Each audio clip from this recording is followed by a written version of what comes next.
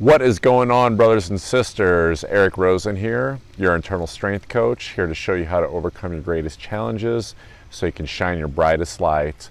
I'm offering coaching services as well as personal training.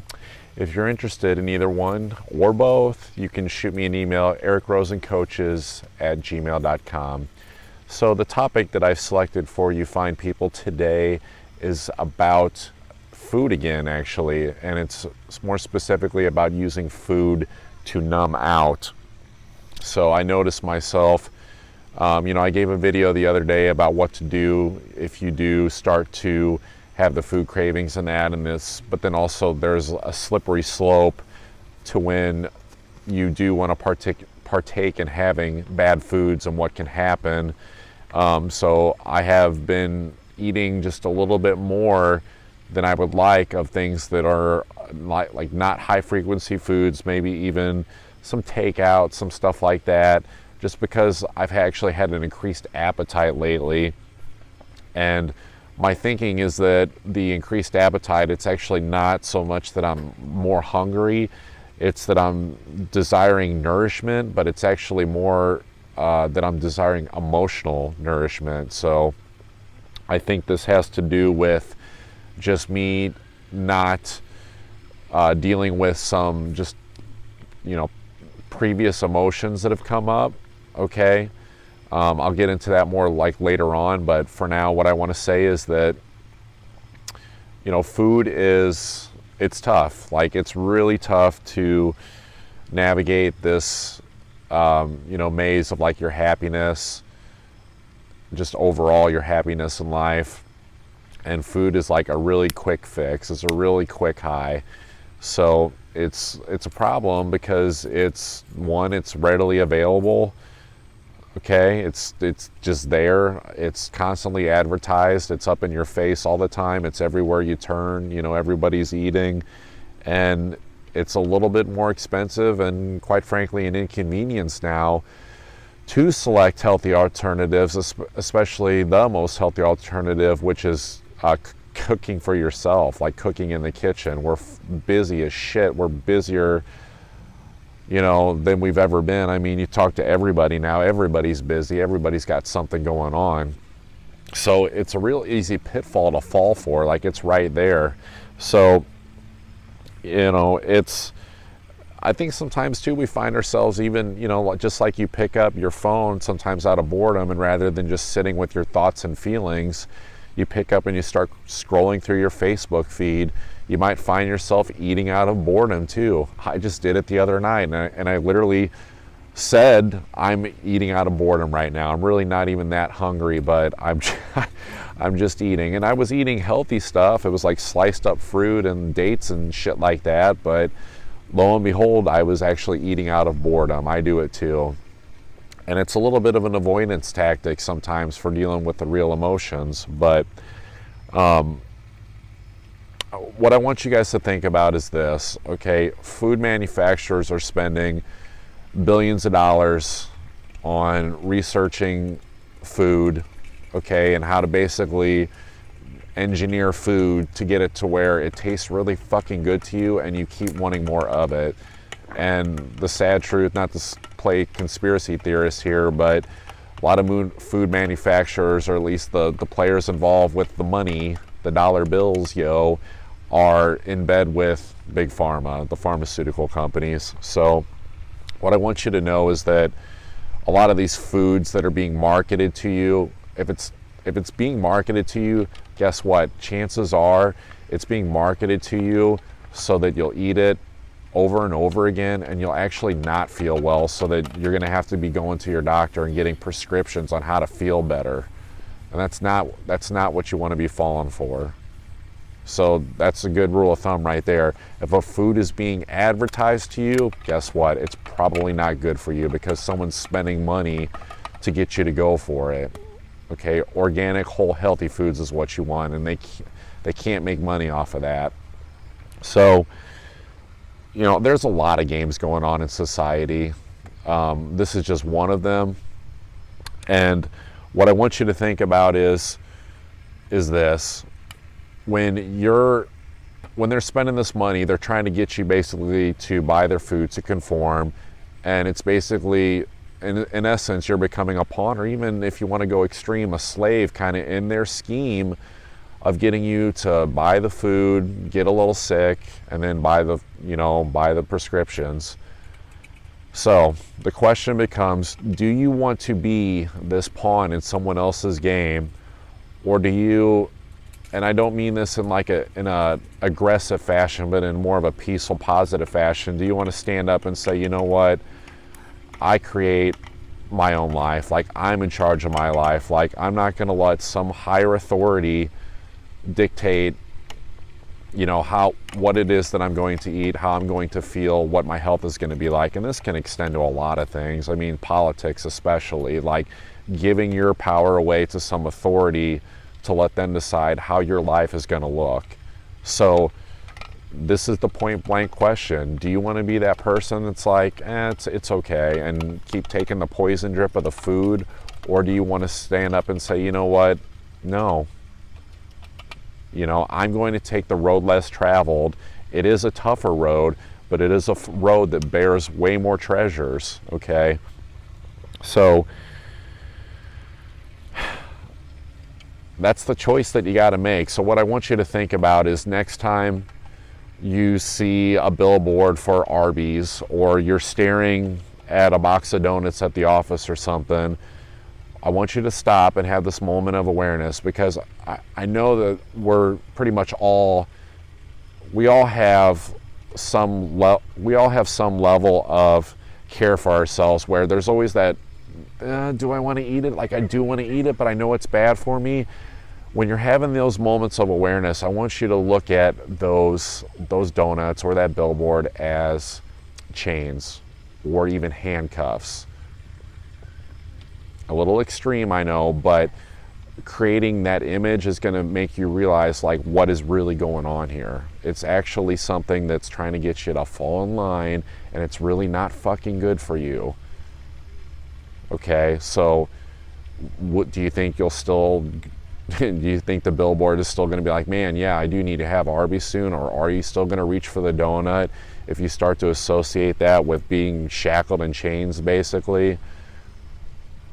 And remember too, like this experience, this is something I'm going to be doing too. Like, this is something that when I come up with this stuff, it's for me just as well as it is for you guys. So, I talked a little bit about like the emotional stuff, like avoiding the emotions. I had takeout last night, and granted, it wasn't like the worst thing in the world, but I had a roll with it, and none of it was like well-sourced food. It was like conventional meat, conventional, baked potato. I had a Sprite, that's like my favorite soda. Like, I'm just gonna cop to it, what I did.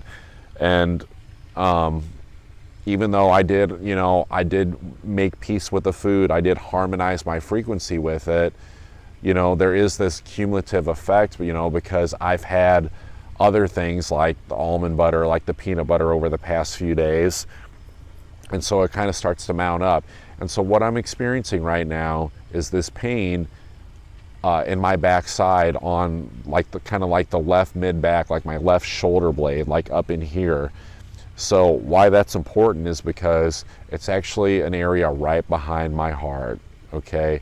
It's right behind my heart. So it's basically saying that there's kind of like a subconscious or even like a stabbing in the back betrayal type thing. And I know exactly where that came from in my life, okay? It came from, I'll just point blank share it, it was with my son's mother, like that whole fucking ordeal from 8 years ago.